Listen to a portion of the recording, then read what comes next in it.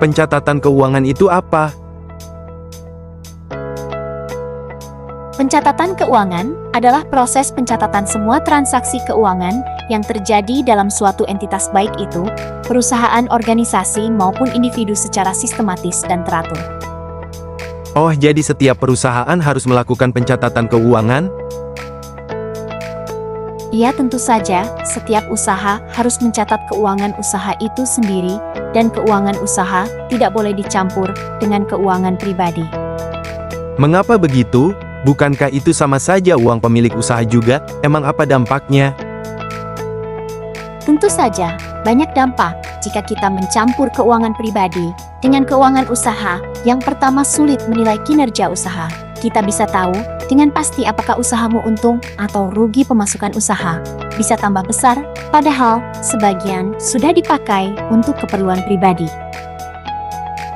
Yang kedua, mengganggu keuangan pribadi. Kebutuhan pribadi seringkali ikut mengurus dana usaha. Akibatnya, saat kita butuh uang untuk kebutuhan rumah tangga, dana pribadi tidak tersedia karena sudah terpakai untuk keperluan bisnis dan sebaliknya. Yang ketiga, menurunkan kredibilitas bisnis. Usaha yang tidak memisahkan keuangan pribadi dianggap kurang profesional. Hal ini bisa membuat bank, investor, atau mitra bisnis ragu memberi pinjaman atau bekerja sama karena pengelolaan keuangan yang tidak transparan. 4. Potensi konflik dan kecurangan. Jika usaha dijalankan bersama mitra atau memiliki karyawan, pencampuran keuangan bisa menimbulkan kecurigaan, konflik internal, bahkan penyalahgunaan dana. Kurangnya penjelasan membuat pertanggungjawaban keuangan tidak sehat. Yang kelima, kesalahan dalam mengelola arus kas usaha. Jadi tidak terkontrol, uang masuk dan keluar tidak bisa dipantau dengan baik dan dapat menyebabkan kekurangan dana mendadak untuk kebutuhan operasional seperti stok bahan baku, gaji karyawan, atau tagihan rutin. Lalu, bagaimana pencatatan keuangannya? Kita akan membuat laporan keuangan di aplikasi Excel. Pertama-tama kita ketik judul, yaitu laporan keuangan toko berkah, dan bawahnya periode bulan Juni 2025. Lalu kita blok dan pilih merge across, dan juga klik bold, dan juga ratakan tengah. Untuk kolom bawahnya kita ketik tanggal, kemudian keterangan, kemudian uang masuk, kemudian uang keluar, dan yang terakhir saldo akhir. Lalu kita rapikan kolomnya, kita atur jarak antar kolom agar setiap kolom tidak saling bertindihan. Kemudian kita blok semuanya dari laporan sampai bawah, lalu kita pilih borders, bagian all borders, dan nanti otomatis akan berbentuk tabel sendiri. Lalu bagian laporan dan periodenya kita blok dan beri warna. Kolom tanggal sampai saldo akhir juga kita beri warna agar laporan keuangan kita tampak lebih menarik. Kemudian yang kolom tanggalnya kita blok sampai ke bawah. Kemudian kita klik number format dan kita klik lagi pilihan yang short date. Kemudian untuk yang kolom uang masuk sampai saldo akhir kita blok juga sampai bawah. Kita pilih number format dan klik yang accounting. Lalu kita isikan kolom tanggalnya. Kita ketik tanggal 1 bulan 6 2025 dan nanti akan otomatis rapi sendiri.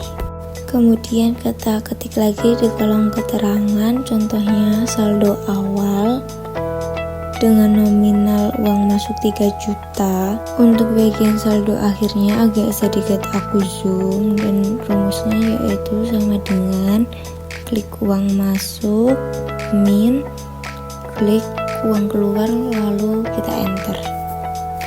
Kemudian kita beri contoh lagi dengan keterangan pembelian barang. nominal uang keluarnya yaitu 1 juta.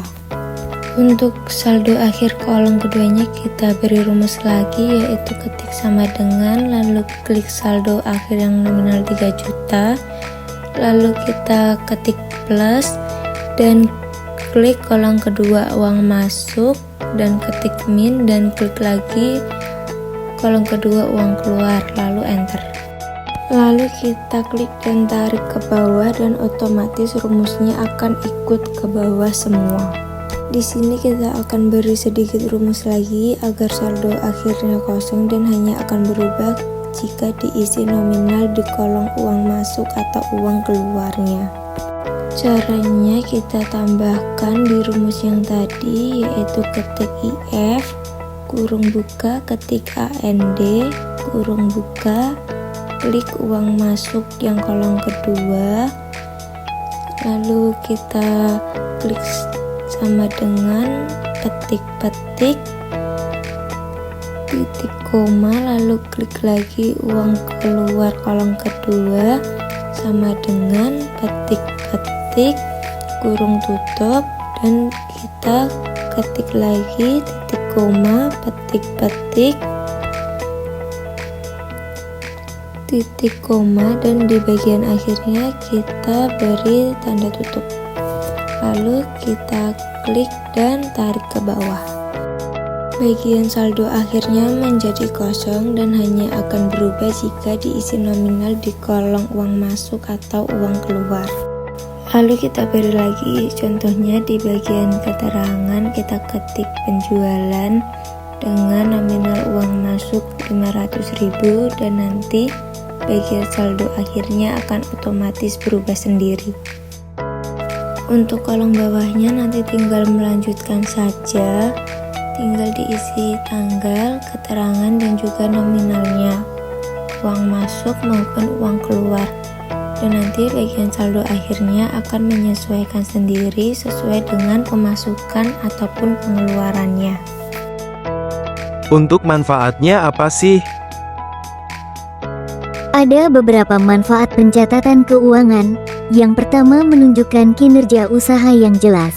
Pencatatan keuangan menunjukkan apakah usahamu untung atau rugi. Lembaga keuangan akan lebih percaya memberi pinjaman jika usaha terlihat stabil dan tumbuh. Yang kedua, memudahkan penyusunan laporan keuangan. Pihak pemberi modal biasanya meminta laporan seperti laporan laba rugi neraca keuangan dan arus kas dan catatan harian yang baik. Memudahkan kamu menyusun laporan ini dengan cepat dan akurat. Yang ketiga, membantu menentukan jumlah pinjaman yang dibutuhkan. Dengan data yang lengkap kamu bisa memperkirakan modal kerja yang diperlukan, biaya operasional, keputusan investasi misalnya untuk beli alat atau buka cabang. Pencatatan keuangan yang rapi dan terpisah dari keuangan pribadi penting untuk memantau kinerja usaha, menjaga kestabilan, dan meningkatkan kredibilitas bisnis, serta memudahkan akses permodalan. Pencatatan keuangan yang teratur dan terpisah antara keuangan pribadi dan usaha sangat penting untuk mengetahui kondisi keuangan usaha secara akurat. Pencatatan yang rapi dan sistematis memudahkan penilaian kinerja usaha, menjaga kestabilan keuangan, serta meningkatkan kredibilitas bisnis di mata pihak pemberi modal. Contoh sederhana pencatatan harian dapat berupa tabel dengan kolom tanggal, jenis transaksi, pemasukan, pengeluaran, dan saldo.